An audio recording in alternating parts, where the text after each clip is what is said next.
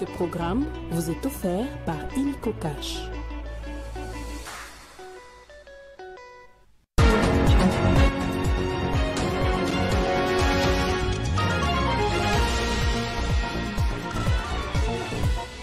Mauvaise gestion de l'Union sacrée de la nation, Félix-Antoine Tshisekedi tape le poing sur la table. Insatisfait de la marche de sa plateforme politique, le président de la République a, dans une réunion, demandé à tous les membres de cette coalition, entre autres, à se doter d'une nouvelle mentalité, à bannir les antivaleurs et à se réengager aux valeurs pour lesquelles l'Union sacrée a été créée, à savoir le peuple d'abord. En justice, 50 millions de dollars américains, c'est la nouvelle somme mise en place par le Fonds des réparations, des indemnisations des victimes des activités illicites de l'Ouganda en République démocratique du Congo pour l'électrification de la ville de Kisangani dans la province de la Chopo. Page noire en culture, le pasteur Élisée Christian Kimbukusu, ancien musicien profane, connu sous le nom de Dakumona Newman, est décédé ce dimanche des suites d'une maladie. De la musique profane avec un grand succès, notamment en 2007 au Serviteur de Dieu, l'artiste a eu à inspirer de nombreux jeunes.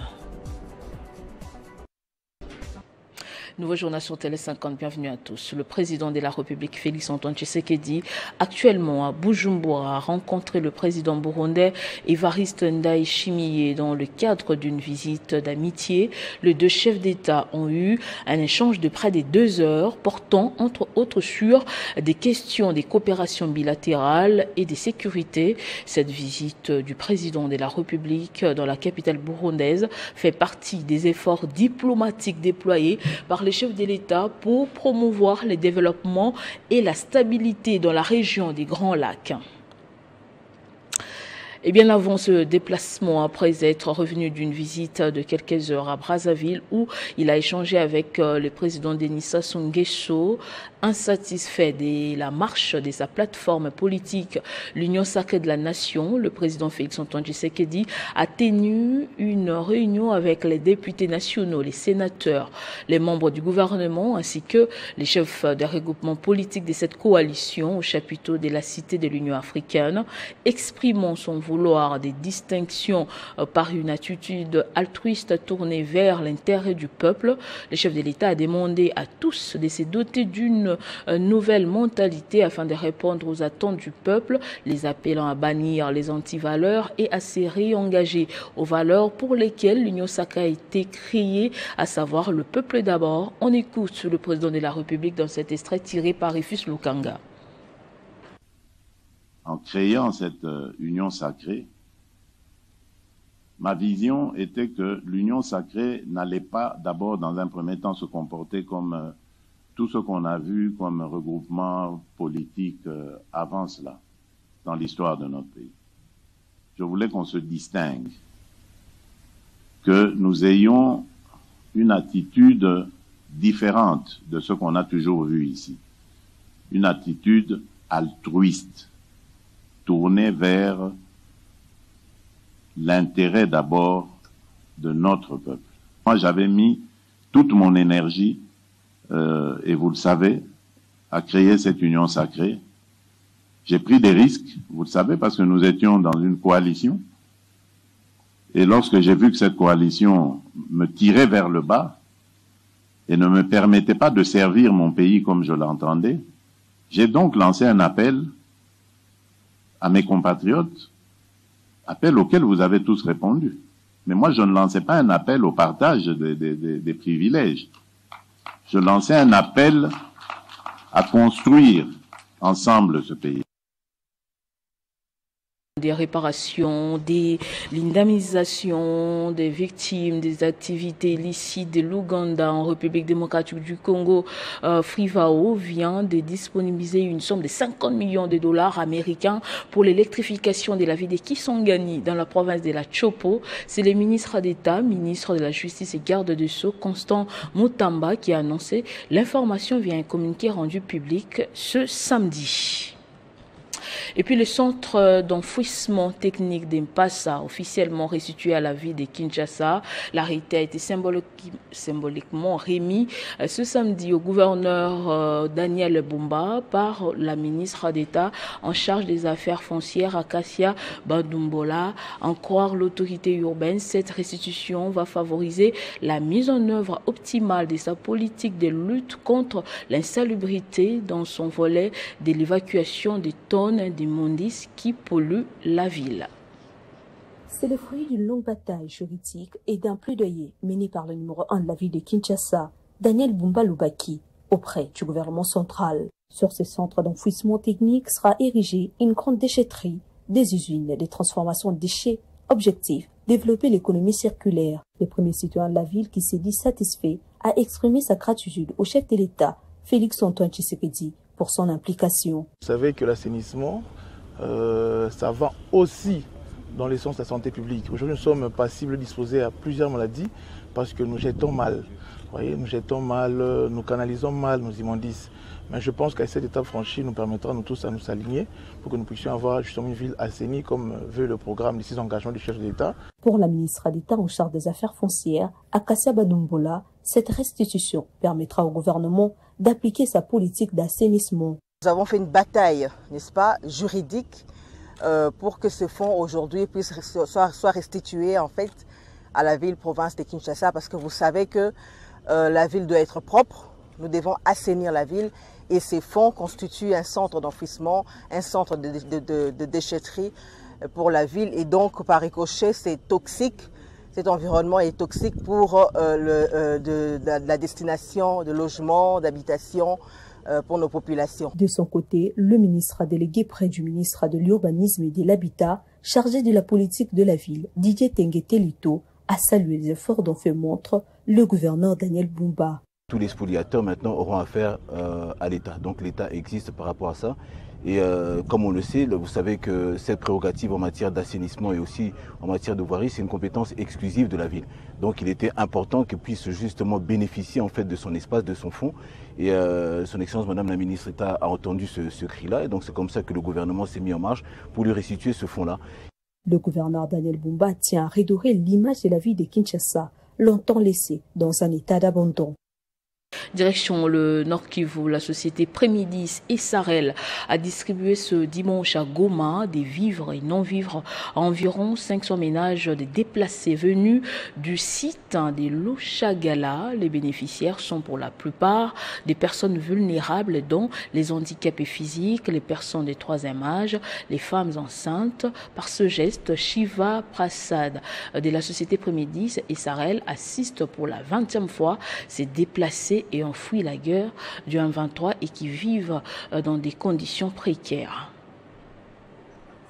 Dans ce souci d'apporter le sourire à de nombreux déplacés de guerre installés dans différents sites à Goma et ses environs, l'homme d'affaires Shiva Prasad a encore envoyé une importante quantité de vivres et non-vivres à ses compatriotes congolais. Du sac de riz, de haricots, sucre, savon omo, le massoso pour la bouillie, pour ne citer que ça, ont été distribués à environ 500 ménages. C'est pour la 20e fois que Prémidis SARL assiste ses déplacés, selon Osé Bouendoua, qui est son administrateur. Bon, c'est toujours dans le même cadre de compatir avec nos frères déplacés de guerre, mais aussi, vu les circonstances à présent, vous savez que nous approchons les fêtes, nous sommes à la veille de Noël, on a préféré, il a plu au patron, de leur apporter sourire aux lèvres. Sinon, il faut aussi noter une particularité, la présence des étudiants de l'université de Martyr, qui sont aussi venus des zones en conflit, qui sont orphelins et d'autres sont déplacés de guerre interne aussi. Les bénéficiaires, qui sont pour la plupart des personnes vulnérables, ont remercié Prémidis pour cette assistance. Parmi eux, figurent les étudiants de l'Université des Martyrs du Congo UNIM RDC qui encadrent les enfants des militaires et policiers engagés sur différents fronts de guerre. La première des choses, je suis tellement content vraiment de recevoir quelque chose entre les mains du service de Prémidis. Peux-je dire que sans Prémidis, actuellement les étudiants vulnérables de la guerre pourraient vivre le calvaire. Et à cause de cela, vraiment, nous sommes tellement contents et nous avons la joie de vivre toujours entre les mains du service de Prémidis. Prémidis et Sahel et son patron Shiva Prasad restent très engagés à apporter toujours assistance à toutes les personnes en détresse sur l'ensemble de la RDC.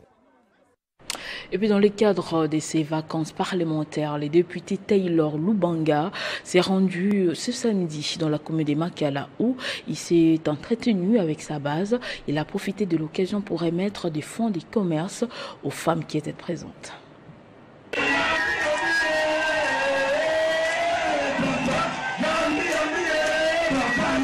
Soucieux du développement de sa base, l'honorable Taylor Lubanga s'est rendu dans la commune de Makala, au quartier Maboulou 2, pour communier avec sa base électorale. Dans une salle pleine de monde, le professeur Taylor Lubanga a, après avoir fait un rapport de synthèse sur les activités parlementaires de la session budgétaire de septembre 2024, procédé à la remise de fonds de commerce à plus de 682 femmes, dont la plupart sont de veuves, afin de les permettre de se lancer dans des activités d'autonomisation et d'entrepreneuriat. La joie a été remarquable sur les visages de toutes ces femmes venues nombreuses à cette occasion.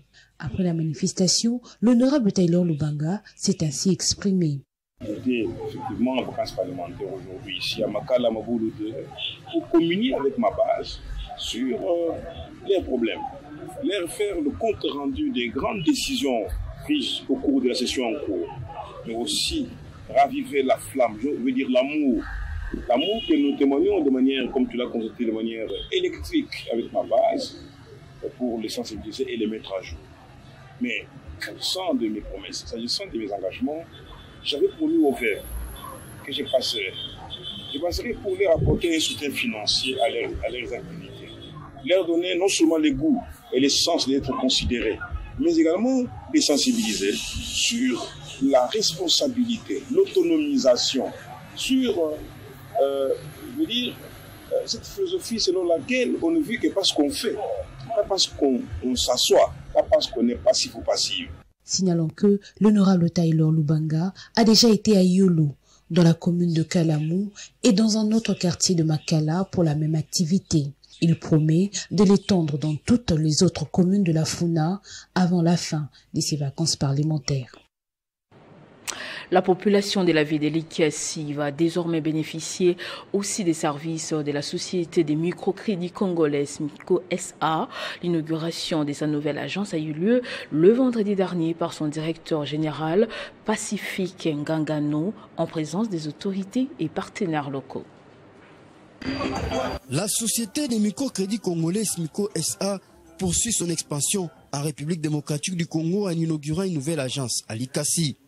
Située au numéro 47 de l'avenue Lumumba, à proximité de la station GPM, cette 9e agence en RDC vient renforcer le maillage territorial de l'institution. Selon Pacifique Ndagano, SMICO SA a pour mission de promouvoir l'inclusion financière et de soutenir le développement économique des populations traditionnellement exclues du système bancaire. Aujourd'hui, SMICO se présente comme un môle financier dans lequel, lorsque vous entrez pour ouvrir votre compte, on est à mesure de vous prendre en charge par rapport au compte approprié. On est à mesure de vous accompagner dans votre projet par rapport au financement. Et nous sommes à mesure de sécuriser votre business par rapport aux assurances. Et enfin, si vous voulez transférer de l'argent partout dans le monde, nous sommes également à mesure de le faire directement chez nous à travers nos partenaires Western Union, MoneyGram et Moneytrans. Forte d'une expérience de 15 ans et d'un portefeuille de 34 millions de dollars d'épargne, SMICO SA s'est imposé comme un acteur de confiance dans le secteur de la microfinance. Déjà présente dans plusieurs grandes villes du pays telles que Goma, Bukavu, Kisangani, Kalemi, Lubumbashi et Kolwezi, SMICO SA offre à ses 82 000 clients des services adaptés et personnalisés combinant traditionnel et digital. Nous voulons donc appeler aujourd'hui solennellement toute la population de Likasi à venir découvrir cet outil de développement qui sert pratiquement toutes les couches d'opérateurs économiques. Nous partons donc de financement des crédits de $50 jusqu'à des financements de $250 000. Les infrastructures modernes de la nouvelle agence, inaugurée en présence du maire de l'Ikassi et des partenaires locaux, témoignent de l'engagement des SMICO SA à fournir des services de qualité à la communauté. Le Fonds forestier national a procédé le vendredi dernier à la remise des cadeaux constitués des vivres et non-vivres à ses agents dans le cadre des festivités des fins d'année. La cérémonie a été présidée par le directeur général adjoint du FFN, Hassani Ongalassa. Les cadeaux de fin d'année offerts aux agents du Fonds forestier national sont sans doute une tradition. C'est une manière pour l'entreprise de reconnaître les efforts du personnel, mais aussi et surtout remercier ses employés. Vendredi, au siège national de l'entreprise, les agents et cadres du Fonds forestier national ont, au nom du directeur général du FFN, Honoré Moulumba, reçu des mains du directeur général adjoint Hassani Ongalassa différents produits de grande consommation. À la fin de chaque année, on puisse partager un colis de vivres pour pouvoir permettre aux agents et cadres du Fonds forestier de pouvoir passer les festivités en famille. Voilà un peu ce qui nous réunit. C'est comme ça que le directeur général qui a empêché et moi-même, ainsi que toute l'équipe du Fonds forestier, avons planifié depuis l'année passée, dans le cadre de notre PTBA de l'année en cours, cette activité d'aujourd'hui. Offrant ces cadeaux pour les fêtes de fin d'année, le Fonds forestier national souhaite ainsi meilleurs vœux à ses agents qui n'ont pas caché leur satisfaction.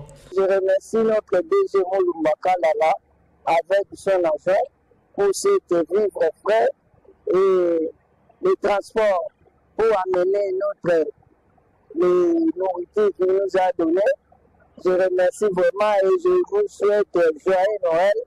Rappelons que cette cérémonie des remises des cadeaux s'est déroulée le vendredi 19 décembre au siège national de l'entreprise en présence des cadres et agents de l'établissement.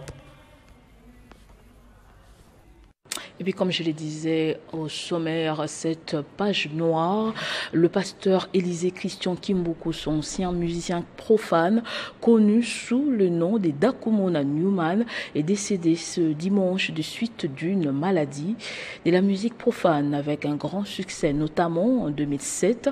Au serviteur de Dieu, feu Christian Kimbukusu a inspiré de nombreux jeunes et son décès a créé un vide remarquable dans le monde religieux. Il a fait vibrer la République démocratique du Congo avec les chansons comme Affrontement, Mouchetou, Linda Mabinaya Castro, Wewa. Pendant une dizaine d'années, Christian Kimbukusu, autrement appelé Dakumuda Newman, Mokondi Abashege, a particulièrement marqué l'année 2007 avec son album Tout est poussière et cette danse populaire. Décédé ce dimanche 22 décembre, âgé de 55 ans, Christian Kimbukusu est né le 5 mars 1969. Cet artiste a marqué les esprits par son talent et sa passion pour la musique. Ancien leader de l'orchestre La Vignora Esthétique, groupe où des artistes talentueux ont fait bonne figure à l'instar de Fabrice Énergie, devenu Fabregas auprès de Weranson. Annoncé pour mort dans les réseaux sociaux au milieu de la semaine, alors qu'il était bien portant, ces buzz des détenteurs du clavier numérique a affecté sa santé, les conduisant à l'hôpital. Ces rumeurs distillées ont suscité un effet négatif, l'amenant à cette situation, affirme dans une vidéo son frère Samuel Kimbukusu. Vous n'avez même pas réfléchi sur la personne concernée. Mon grand frère a passé de moments atroces ces 2 derniers temps. Il a passé de moments atroces. Tu dors, mais on te pleure. Sans tenir compte s'il avait des antécédents dans sa santé. Il s'est tellement affecté. Il était tellement abattu. Partout, Dakumu des morts, partout, Dakumu des morts, partout, Dakumu des morts. Et aujourd'hui, à cause de ces actes que je peux dire machiavéliques, méchants, ça l'a affecté et ça l'a emporté. Mais personne n'est éternel sur la terre. personne. Christian Kimbukuso, anciennement appelé Dakumuda Newman, avait fait un choix radical vers les années 2012 qui a changé les cours de sa vie. L'artiste s'est converti au christianisme. Une décision qui avait pris des cours ses fans et ses collègues. En abandonnant le monde du spectacle pour se consacrer à sa foi, il est devenu pasteur, fervent serviteur de Dieu, prêchant l'amour et l'espoir dans son évangélisation, mais aussi dans sa nouvelle écriture musicale. Il promettait même son grand retour sur la scène musicale avec un album chrétien pour la gloire du Seigneur. Malheureusement, l'artiste, le pasteur, quitte la terre des hommes. Je suis seulement une cloche qui sort, une cymbale brillante. Je peux parler. Ce journal est terminé, place au rappel des titres. Mauvaise gestion de l'Union sacrée de la nation. Félix-Antoine Tshisekedi tape le poing sur la table. Insatisfait de la marche de sa plateforme politique, le président de la République a, dans une réunion, demandé à tous les membres de cette coalition, entre autres, à se doter d'une nouvelle mentalité, à bannir les antivaleurs et à se réengager aux valeurs pour lesquelles l'Union sacrée a été créée, à savoir le peuple d'abord. En justice, 50 millions de dollars américains, c'est la nouvelle somme mise en place par le Fonds des réparations, des indemnisations des victimes des activités licites de l'Ouganda et RDC pour l'électrification de la ville de Kisangani dans la province de la Chopo. Page noire en culture, le pasteur Élisée Christian Kimbukuso, ancien musicien profane connu sous les noms de Dakumuda Newman, est décédé ce dimanche des suites d'une maladie de la musique profane avec un grand succès, notamment en 2007 au Serviteur de Dieu. L'artiste a eu à inspirer de nombreux jeunes. Merci de nous avoir suivis de partout. L'information reste en continu et en temps réel sur votre télévision.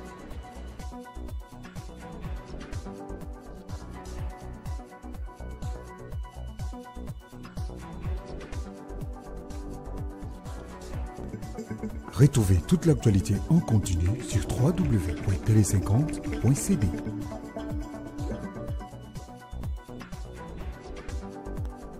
Ce programme vous a été offert par Illico Cash.